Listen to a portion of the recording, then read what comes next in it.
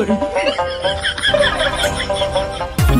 नया लइका पटाबे के बा।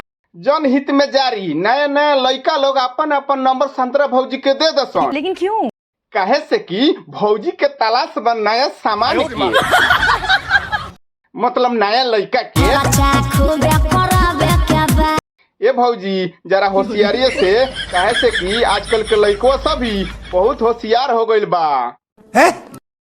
चाय में चूमा आ नाश्ता में छूना आ डिनर में कहाँ ले जाला तनी पता क लिह। लगाबल लइकिन के उठलाली ब्यूटी बा। अगर उठलालिए ब्यूटी बा तो फोकट में नु कपड़ा मेकअप के खर्चे करावे लू लोग। टेस्ट कोई लइकन के ब्यूटी बा हो। क्या बोला तूने? टेस्ट कोई लइकन के ब्यूटी बा हो। हम तो सुनले बानी कि लइकवा सलाली उठलाली पर कम आ गोल पर या होल पर ज्यादा ध्यान देवेलन सो। आ कहेला कि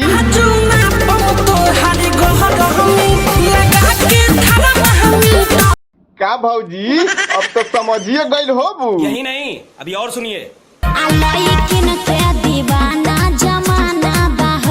देखो भौजी तहरा ई बात से हम सहमत बानी, काहे से कि हमार कैमरा मैन यही चक्कर में भाग गइल। अमनी के लगे तो खजाना बा हो। दिल में नाना भौजी खाली खजाने के साथे साथे समुंदर भी बा। काहे से कि कितना राजा महाराजा जमीन जायदाद पैसा घुस गइल पता भी ना चलल। अरे समझ तारू। तो भाई लोग संतरा भौजी के बात से सहमत बानी कि ना बानी नीचे जाके कमेंट में बताई तो। प्यारी समझ गई। आ जाए से पहले चैनल के सब्सक्राइब कर देम। बाय बाय, टेक केयर, जय हिंद।